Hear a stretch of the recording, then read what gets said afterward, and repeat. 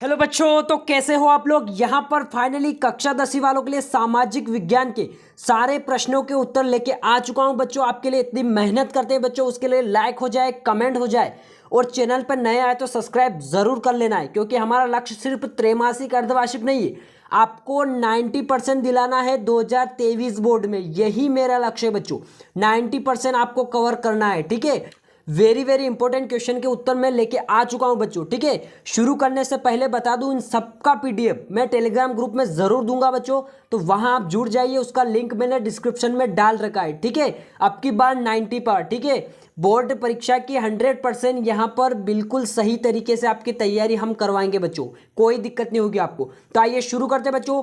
पहला क्वेश्चन का आंसर बच्चों, यहां पर संसाधन किसे कहते हैं, ये वाला पहला क्वेश्चन था आपका। इसका आंसर देख लीजिए बच्चों, हमारे पर्यावरण में उपलब्ध वे सभी वस्तुएं जो हमारे लिए उपयोगी है संसाधन कहलाते हैं। जैसे हवा हो गई, पानी हो गई, मिट्टी हो गई आपका। ठीक है, दूसरा क्वेश्चन क्या था आपका बच्चों, नवीनीकरण संसाधन और अनवीनीकरण संसाधन, ये वाले थे, इनको परिभाषित करना था। देखो, वे संसाधन जो प्रगति में प्रचुर मात्रा में उपलब्ध हैं, जो कभी समाप्त नहीं होंगे, उन्हें नवीनीकरण संसाधन कहते हैं, जैसे हवा, जल, सौर ऊर्जा आदि। ठीक है, इसका नेक्स्ट देख लेते हैं बच्चों।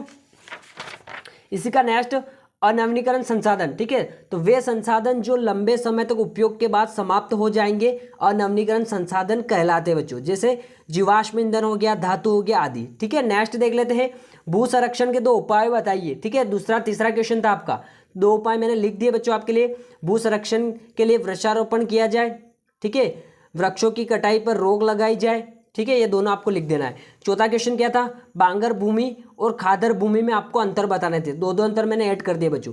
ये उत्तरी मैदान की उच्च भूमि है, इसमें जल तल की गहराई अधिक होती है। इसका देख लो, यह उत्तरी मैदानों की निचली भूमि है, इसमें भूमिगत जल स्तर ऊंचा होता है। ठीक है, नेक्स्ट क्वेश्चन देखते हैं। क्वेश्चन नंबर 5 क्या था हमारे पास, वनों का संरक्षण क्यों आवश्यक है बच्चों। क्वेश्चन नंबर 5 का आंसर, तो वनों का संरक्षण बहुत अधिक आवश्यक है। वनों से अनेक लाभ है, जैसे वनों की लकड़ी, शहद, गोंद, जड़ी बूटियां आदि हमें प्राप्त होती है, इसलिए हमें वन को बचाना चाहिए। ठीक है बच्चों, नेक्स्ट हो जाएगा क्वेश्चन नंबर 6 का आंसर है बच्चों, वृक्षारोपण करना, पशुचारण को रोकना, यानी कि मृदा संरक्षण के 2 उपाय हमें बताने थे, ये दोनों आपको लिख देने। बहुत ही सिंपल आंसर मैंने आपके लिए बनाया बच्चों। ठीक है, क्वेश्चन नंबर 7 है, औषधि पौधों के नाम लिखने थे, तो तुलसी हो गया, नीम हो गया, अर्जुन हो गया, बबूल, जामुन आदि। ठीक है, क्वेश्चन नंबर 8, राष्ट्रीय उद्यान के नाम लिखना था। मध्य प्रदेश में कौन कौन से राष्ट्रीय उद्यान है, कान्हा किसली राष्ट्रीय उद्यान, बांधवगढ़ राष्ट्रीय उद्यान, माधवगढ़ और यहाँ पर पन्ना राष्ट्रीय उद्यान हो जाएगा। ठीक है, नेक्स्ट संघात्मक शासन क्या था बच्चों, तो वह शासन जिसमें सत्ता 2 या 2 से अधिक स्तरों के मध्य बटी हुई होती है, वो तो आपका संघात्मक शासन। ठीक है, नेक्स्ट देख लेते हैं। नेक्स्ट में हो जाएगा बच्चों एकात्मक शासन, तो वह शासन जिसमें सत्ता सिर्फ केंद्र में ही निहित होती, इसमें सत्ता केंद्रीकृत होती है। ठीक है बच्चों, नेक्स्ट हो जाएगा क्वेश्चन नंबर 10, अधिकार क्षेत्र क्या है बच्चों, तो ऐसा दायरा जिस पर किसी का वैधानिक अधिकार हो, यह दायरा भौगोलिक सीमा के अंतर्गत परिभाषित होता है। क्वेश्चन नंबर 11, सांप्रदायिकता को आपको परिभाषित करना था क्वेश्चन नंबर 11 में, तो इसका सटीक आंसर बच्चों, जब राजनीति में धर्म की अभिव्यक्ति एक समुदाय की विशिष्टता में दावे और पक्ष पोषण का रूप लेने लगती है, इस प्रक्रिया में जब राज्य अपनी सत्ता का इस्तेमाल किसी एक धर्म के पक्ष में करने लगता है, तो ऐसी स्थिति विकट होने लगती है, जो सांप्रदायिकता का रूप है बच्चों। ठीक है, नेक्स्ट देख लेते हैं क्वेश्चन नंबर 12 आपका। ठीक है, क्वेश्चन नंबर 12 क्या था बच्चों, नारीवादी आंदोलन क्या था। क्वेश्चन नंबर 12, नारीवादी आंदोलन, इस आंदोलन में महिलाओं के अधिकार की बात की गई है, जिसमें वोट देने, चुनाव की अनुमति एवं सभी प्रकार के वे अधिकार जो पुरुषों को है, शिक्षा तथा रोजगार के अवसर बढ़ाने की मांग भी इस अधिकार में, इस आंदोलन में की गई बच्चों। ठीक है, नेक्स्ट क्वेश्चन था क्वेश्चन नंबर 13 आपका, परंपरागत साधन और गैर परंपरागत साधन को आपको परिभाषित करना था क्वेश्चन नंबर 13 में, तो वे संसाधन जो लंबे समय तक उपयोग के बाद समाप्त हो जाएंगे परंपरागत संसाधन कहलाते हैं, और गैर परंपरागत में क्या है, वे संसाधन जो कभी समाप्त नहीं होंगे, उन्हें गैर परंपरागत संसाधन कहते हैं बच्चों। ठीक है, नेक्स्ट देख लेते हैं यहाँ पर क्वेश्चन नंबर 14, प्रति व्यक्ति आय क्या थी बच्चों, तो किसी देश, राज्य, नगर या अन्य क्षेत्र में रहने वाले व्यक्तियों की औसत आय प्रति व्यक्ति आय होती है। और राष्ट्रीय आय क्या होती है, एक देश की राष्ट्रीय आय से आशय साधारणतः एक वर्ष में उत्पादित समस्त वस्तुओं तथा सेवाओं के मूल्य का योग होता है। ये दोनों याद कर लेना है। ठीक है, नेक्स्ट क्वेश्चन नंबर 15 में आर्थिक विकास क्या था, जब किसी देश में प्रति व्यक्ति आय में वृद्धि हो, राष्ट्रीय आय में भी वृद्धि के साथ गरीबी, बेरोजगारी आदि में कमी आए, तो इसे आर्थिक विकास हम कहते हैं बच्चों। ठीक है, क्वेश्चन नंबर 16 था आपका, प्राथमिक क्षेत्र, द्वितीय क्षेत्र और तृतीय क्षेत्र को आपको परिभाषित करना था बच्चों। तो प्राथमिक क्षेत्र क्या होता है? वे क्षेत्र जो प्रत्यक्ष रूप से प्रगति से प्राकृतिक घटकों से जुड़े, जैसे कृषि आदि, ये प्राकृतिक क्षेत्र में आएंगे। ठीक है, इसका नेक्स्ट देख लेते हैं। द्वितीय क्षेत्र देख लो, द्वितीय क्षेत्र में क्या आएंगे?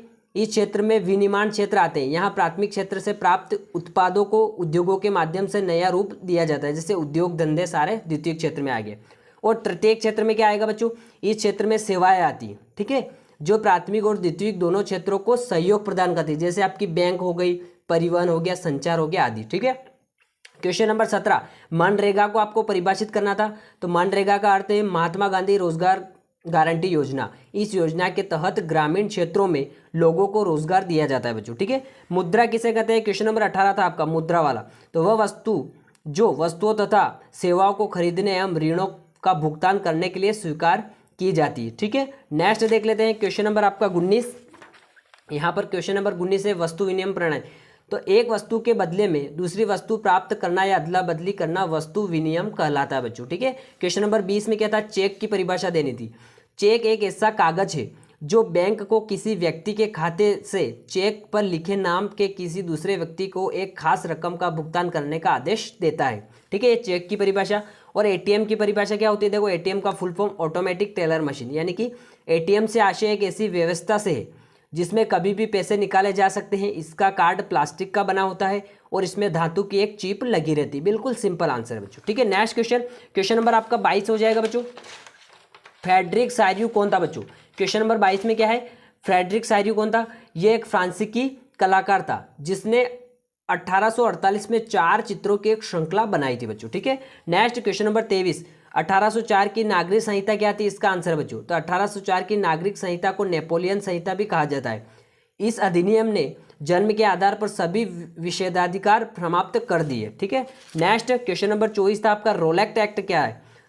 तो यह एक ऐसा कानून था जिसके अनुसार किसी भी व्यक्ति को बिना अभियान चलाए अनिश्चित समय तक जेल में डाला जा सकता था।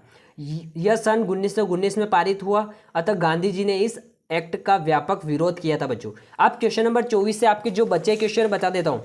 क्वेश्चन नंबर 25 जलियांवाला हत्याकांड पर टिप्पणी लिखी है। क्वेश्चन नंबर 26 सविनय अवज्ञा आंदोलन था। क्वेश्चन नंबर 27 कार्ल लॉ। Question number 28 Simon Commission. Question number 29 Bharat के लोग रोलेक्ट एक्ट के विरुद्ध में क्यों थे। और क्वेश्चन नंबर 30 चोरा चोरी हत्याकांड। इन सब का पीडीएफ में टेलीग्राम ग्रुप में अलग से डाल दूंगा। बाकी इन सॉल्यूशन का भी मैं पीडीएफ डाल दूंगा टेलीग्राम ग्रुप में, कोई दिक्कत नहीं होगी बच्चों। ठीक है, तो इतनी मेहनत के लिए बच्चों लाइक जरूर करना है आपको। लाइक नहीं करते हो आप और चैनल को सब्सक्राइब भी नहीं करते हो, आप सिर्फ देख के चले जाते हो। हम इतनी मेहनत सिर्फ आपके लिए कर रहे हैं बच्चों। ठीक है, तो लाइक हो जाए, कमेंट हो जाए, सब्सक्राइब जरूर कर लेना बच्चों। मिलते हैं नेक्स्ट वीडियो में, अभी के लिए इतना ही। थैंक यू बच्चों।